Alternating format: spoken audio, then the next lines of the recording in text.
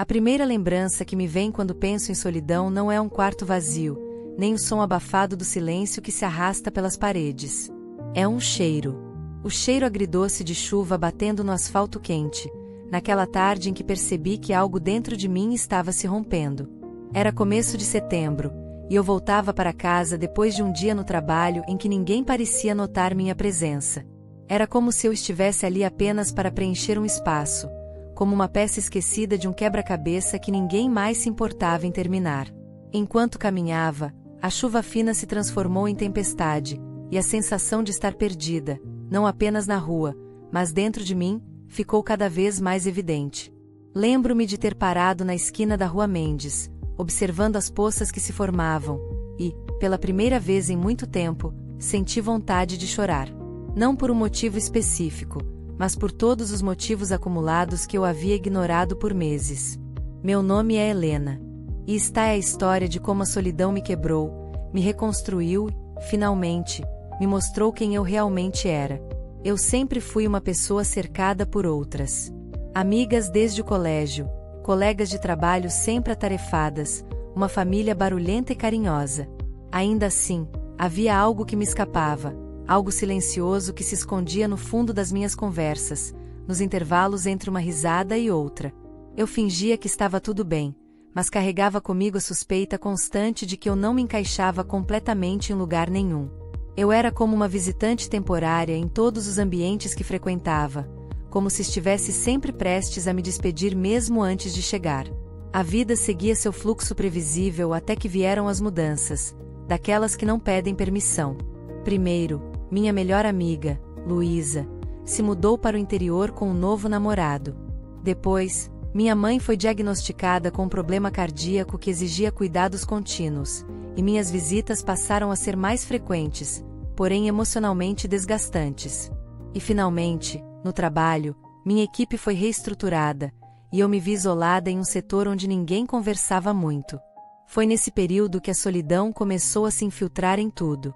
Eu chegava em casa e jogava a bolsa no sofá, esperando algum tipo de conforto imediato, mas encontrava apenas o eco da minha própria respiração. Jantar virou um ritual mecânico, e dormir se transformou em um desafio constante, com pensamentos girando como engrenagens soltas durante a madrugada. Eu não percebi imediatamente que estava entrando em um estado de isolamento profundo. A solidão, percebi depois, não chega com barulho.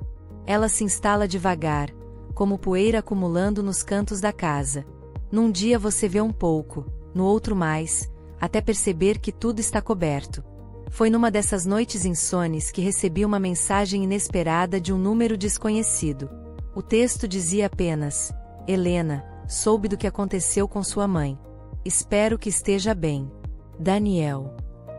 Um arrepio percorreu minhas costas. Daniel havia sido meu colega de faculdade, alguém com quem tive uma amizade intensa e breve. Ele era aquele tipo de pessoa que dizia exatamente o que pensava e fazia com que todos ao redor se sentissem observados, compreendidos.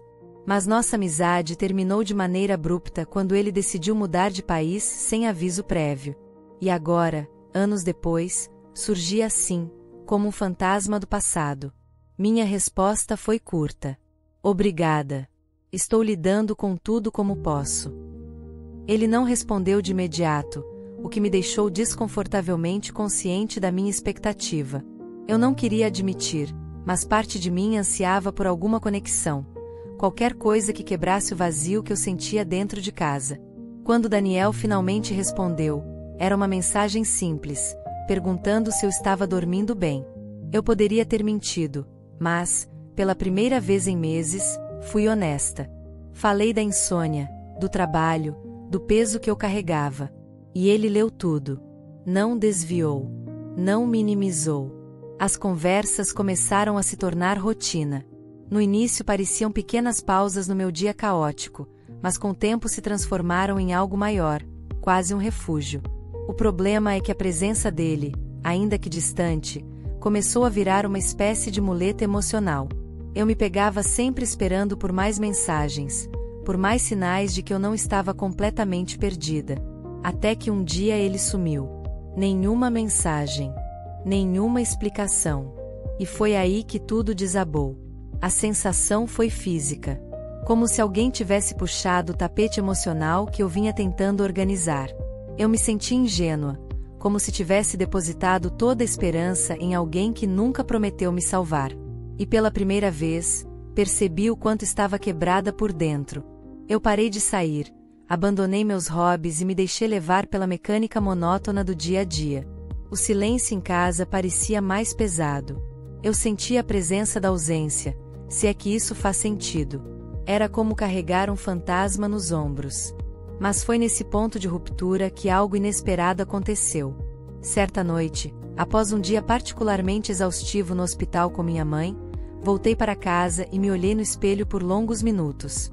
Havia olheiras profundas, a pele sem brilho, os cabelos bagunçados, mas nada disso me incomodou. O que realmente me atingiu foi a expressão vazia. Meu próprio rosto parecia o de uma estranha. Eu me senti invisível para mim mesma. Foi então que comecei a escrever. Peguei um caderno antigo e rabisquei tudo que vinha engolindo, frustrações, medos, lembranças, até ódio. E quanto mais eu escrevia, mais a caneta parecia cortar camadas internas que eu havia construído para me proteger. Era doloroso, mas libertador. Essa simples ação foi o primeiro passo para uma mudança profunda. E, com o tempo, percebi que eu estava fazendo algo que havia evitado durante anos. Olhando para dentro, encarando quem eu realmente era por trás das máscaras sociais, das expectativas alheias e das minhas próprias ilusões. Percebi que eu sempre havia preenchido os vazios internos com pessoas, tarefas, compromissos. Sempre fugindo de estar sozinha comigo mesma. A solidão, para mim, era um abismo ameaçador. Mas agora, ela parecia uma porta, e eu finalmente ousava atravessá-la. Comecei a explorar coisas que eu nunca fiz por pura falta de coragem ou por medo do julgamento dos outros. Inscrevi-me no curso de pintura que sempre adiei. Comecei a correr no parque ao amanhecer, quando tudo estava silencioso e só se ouvia o som dos meus passos. Passei a ligar para minha mãe apenas para conversar, e não por obrigação. E comecei a cuidar de mim com uma delicadeza que nunca achei que merecesse. A solidão, aos poucos, se transformou em companhia. Mas é claro que a jornada não foi linear. Houve dias em que eu regredia, em que chorava sem motivo aparente, em que a falta de Daniel me machucava mais do que eu gostaria de admitir. E nesses dias, eu lutava contra uma voz interna cruel que dizia que eu só era digna de atenção quando precisava de ajuda. Foi num dia particularmente difícil que recebi uma carta. Sim, uma carta. Papel, tinta e tudo mais. O remetente era Daniel. Meu coração apertou como se estivesse sendo espremido por dentro. Senti medo, raiva, curiosidade. Abri a carta com mãos trêmulas. E li.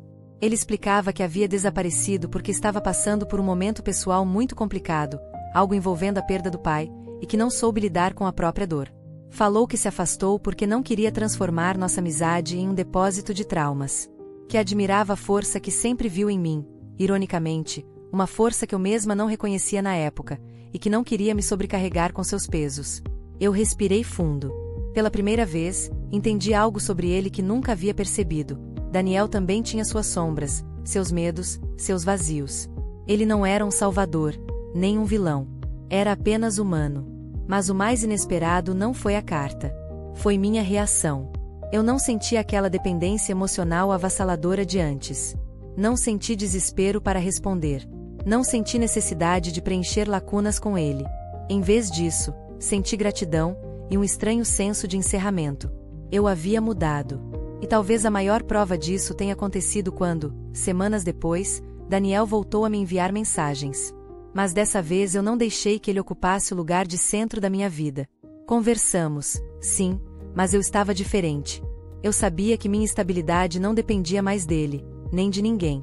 O tempo passou. Minha mãe melhorou consideravelmente após o tratamento, e nossos laços ficaram ainda mais fortes.